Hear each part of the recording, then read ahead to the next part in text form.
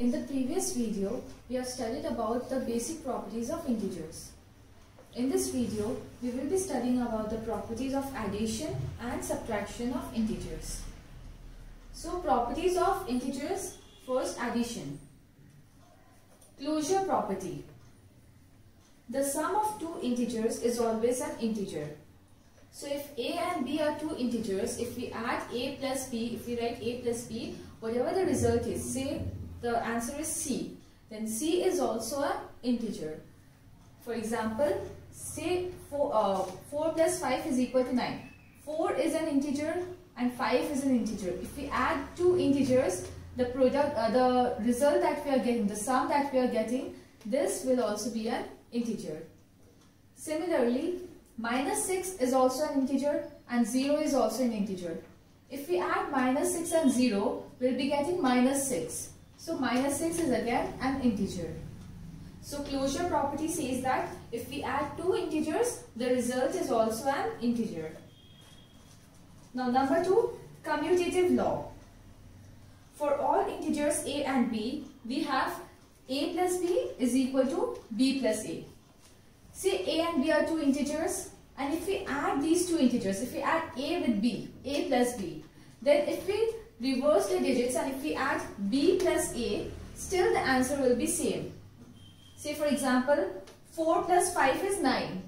But if you add 5 and 4, like 5 plus 4, the answer will also be 9.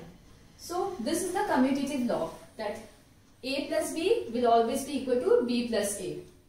In the same way, minus 6 plus 0 will be equal to 0 plus minus 6.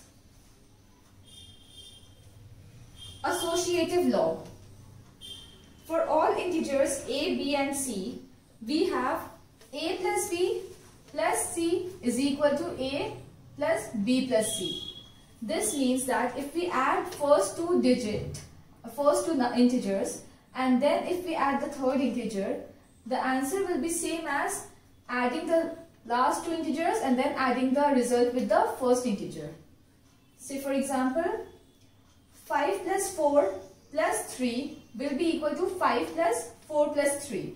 This means here in bracket, whatever is there in bracket, if we first add these two numbers and then we add the third number, that will be equal to the thing that is written here, that is the numbers which are there in this bracket and then adding the first number.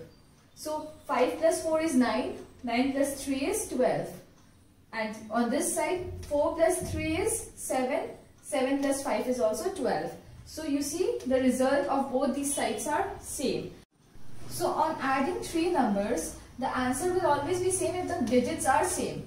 So irrespective of adding the first two numbers first, or if you are adding the last two numbers first, until and unless you are adding all the three numbers, the answer will be same. Now number 4, existence of additive identity. So additive identity means 0. This means that for any integer, if this additive identity is added to any integer, the answer will be same. That means there will be no change in that integer.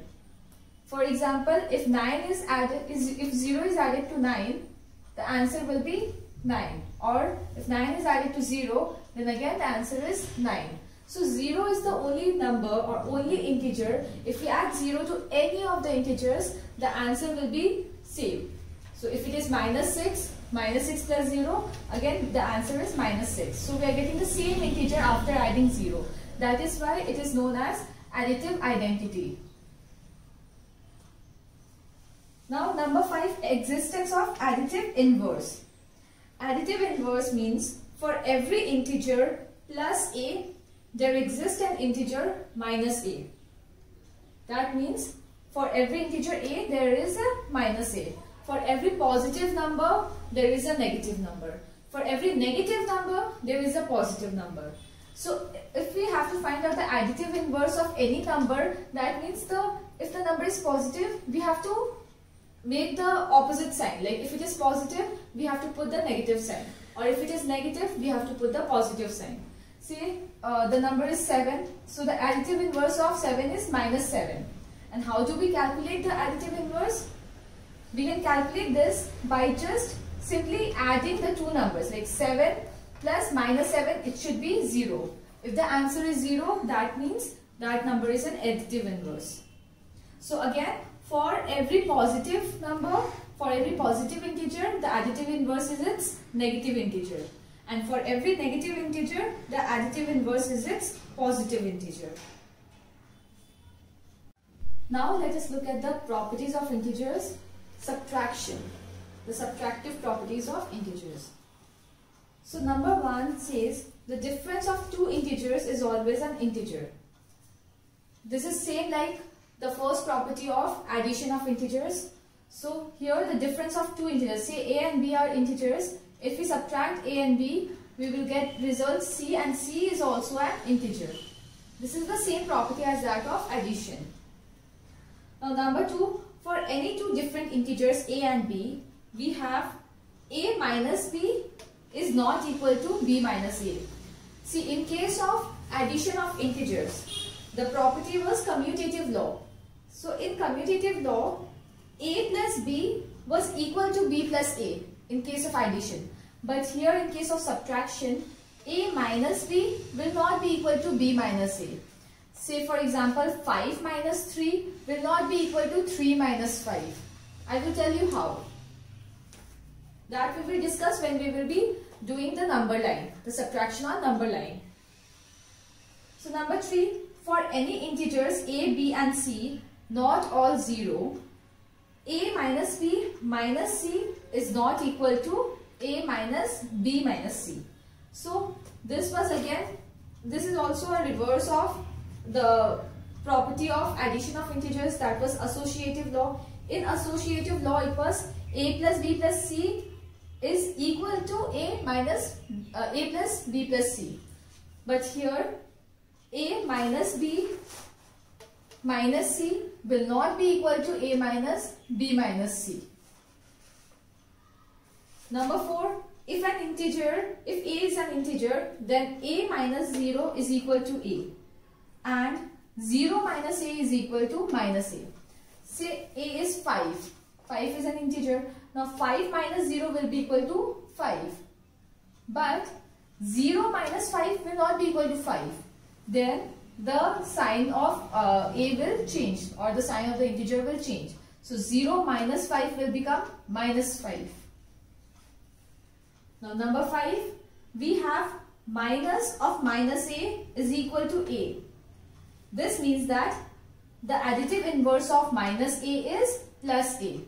As I have already told you in the properties of addition of integers, the last point. So the additive inverse of plus a is minus a, and similarly the additive inverse of minus a is plus a. You can look at an example here. So minus of minus 6 will be equal to 6. See, here the integer was minus 6. You are taking the minus of minus 6, that means it is 6. So 6 is the additive inverse of minus 6. Again, minus of minus 52 is 52. So 52 is the additive inverse of minus 52. Now let us see how to add or subtract integers using number line. Say we have a question 5 plus minus 3. So here there are two integers 5 and minus 3. Whenever there is something like this, a plus and a minus sign consecutively, then what we will do? We will remove these two signs, and if there is plus and minus, we will put minus. If there are two opposite signs, that is plus and minus are two opposite signs, then we will put a minus in between. So this becomes 5 minus 3. So you have to locate where 5 is on the number line. This is 5 and minus 3. For minus we are reducing the number. Reducing means we have to go to the left side. So we will start from here. We will move 3 steps towards left. That means 5, then 1, 2, 3. We moved 3 steps towards left, then we got the answer 2. So the answer to this question is 2. So this was about subtraction. Now minus 4 plus 5. Here again there are two integers minus 4 and plus 5. See here, minus 4 and 5 are not appearing side by side. They are not consecutively shown here. So We will not be removing any signs from here. So from -4 we will search for -4 and we will locate -4 here, and then we have to add 5. So addition means moving towards right. So we will move 5 steps towards right. That is 1, 2, 3, 4, 5. So we got the answer 1. So we will write 1. Now again, see, if the question is -3 minus -5. So we have already studied about this portion. Minus -5. This is an additive inverse. So this means minus -5 can be written as 5. So -3 plus 5. So -3, first find where is -3. -3 is here, and then move 5 steps towards right, because this is plus. Plus means moving towards right. So we will move 5 steps, 1, 2, 3, 4, 5. So the answer is 2. Then 7 minus 3. This is quite simple. Find 7 here. For subtraction we have to move towards left. So 3 steps towards left, 1, 2, 3. The answer is 4.